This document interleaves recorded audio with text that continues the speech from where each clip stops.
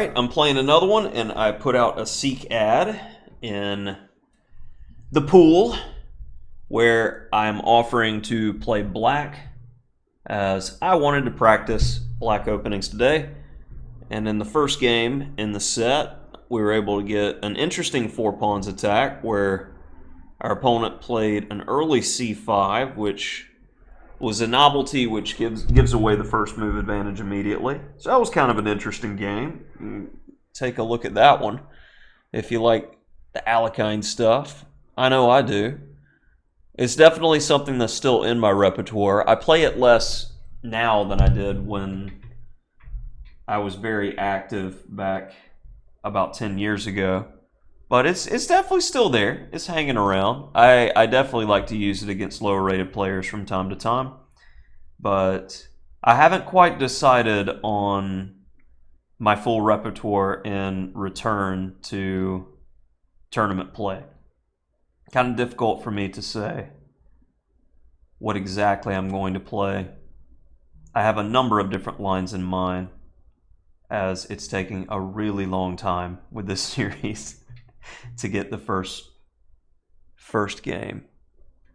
I often am labeled as a solid player because of my drift towards endings, but I would say I fall more under the Fisher archetype, which is complex openings to try to outplay the opponents with in the beginning of the game, and then you trade to end games. As we're getting this, and I believe in opening oddities, I recommend an early h5 to try to test the waters, as we already get a big edge out of the opening here. I'm gonna go. Ooh, should I go queen d6 first? I feel like queen g5 is really good too, though. I'm going to test queen g5. I just wanted to get the queen to good square. And now we'll chill. We're prepared to castle queenside. We've got an open h-file to attack with. This just doesn't seem fun for player one. Knight ge7 before d4. Okay, that guarantees that his king is in a tight spot.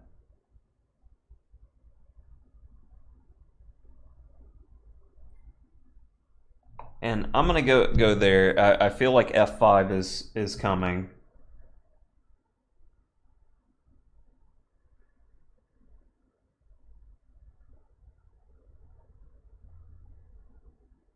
I'm going to throw in f5, knight f3, queen g3. That's got to be terrible, boss. I mean, this isn't going to have a lot of survivability for you. Uh-huh. But what if I don't? Like rook d to f8.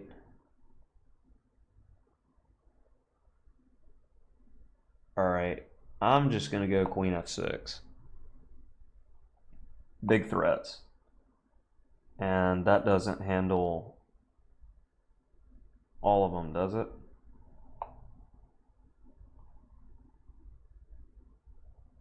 Okay, need to play faster because reasons.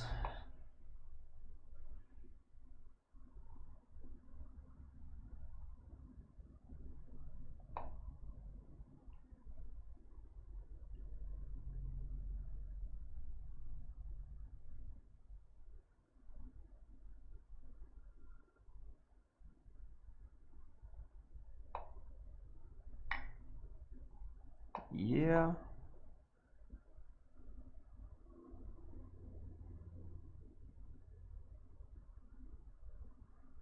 Do you want to go there? Do you want to get nasty? We can get nasty. Let's get nasty. King b8, e4, de4, bishop e4. That's nasty. Uh-huh. And I was thinking,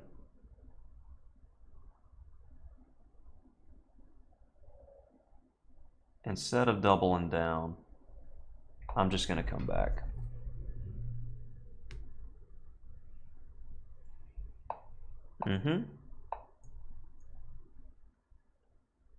And we need to play a bit faster. I want the squares more than I want to try to mate his king.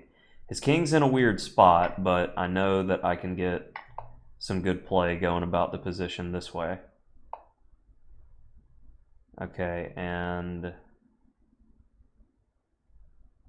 if I try to get rid of your bishop with extreme prejudice,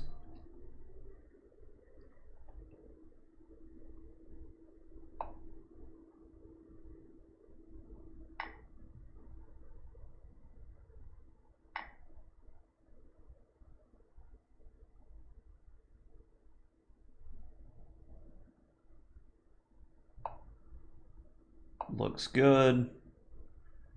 And that's what I've been waiting on for some time now, to be able to force this type of liquidating combination.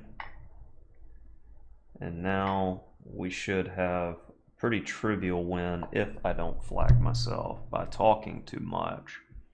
Yeah, let's not do that.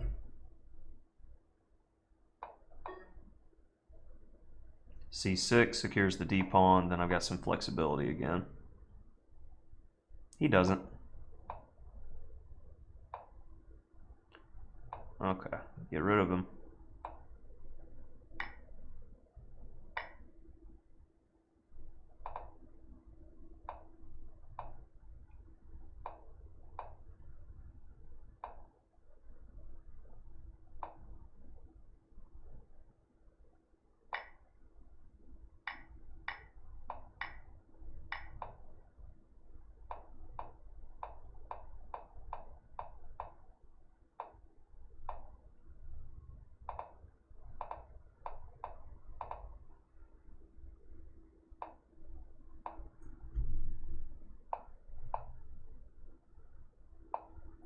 Where are you going?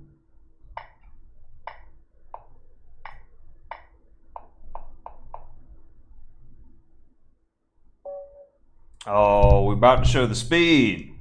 All right. So the Nimzo Larsen turned into a Hippo. And we saw in a previous series that I definitely tried to make the Hippo work, but with this move order, I feel it's pretty good for black. Black plays h5 and has a flexibility, and you probably need to go for something like h4. This is, if I do remember correctly, this is my exact prep from the Openings Oddities text on Chessable. And I get this interesting attacking position. Okay, queen g5 was on the list. And f5 immediately. Okay, I was hitting on the right idea, just delayed it a bit too much. This is one of the issues that I personally have, which I'm like satisfied with the advantage when I get it, and then I just want to slowly consolidate without taking too many risks. I will occasionally miss the backbreaker. f5 makes so much sense, but I found it a bit later than I needed to. And bishop d6, and I was considering rook d to f8, but I didn't see it after queen takes. Knight takes e3, knight takes g2, but king d1, that would have been an absolutely beautiful mate to get to play. If I was better at chess by studying tactics all the time, I would have found that. And that seems to be something that I definitely need to do. I was on the right track, but And it's interesting how I didn't really lose too much of an edge here. I was worried about knight takes c2, so I just went with what I was sure about, which was taking this slight edge because all of white's pieces are awkward. So I wanted to get rid of the piece that's defending, and then I was able to finally force a liquidating tactic. And now it becomes a matter of, if I have enough time to consolidate, So I probe weaknesses until I can force exchanges. And to my opponent's credit, he tried to make the most of my time trouble. And it's a trivial position, but with the amount of time, you can definitely drop the ball. So I was playing hurry-up chess to try to get to a position where I could win. And here I had already pre-moved queen a1. I'm going to go queen a3, grab the pawn, queen another one, and I think that's going to be the fastest way to win. I want to clip the pawn, so in case I run out of time, it's a draw instead of a win for white. Little nuances on playing quick. So my opponent played pretty well with the hippo there, but as we could see, from pretty much start to finish, black had an edge from h4 being allowed. Check out Opening Oddities for more.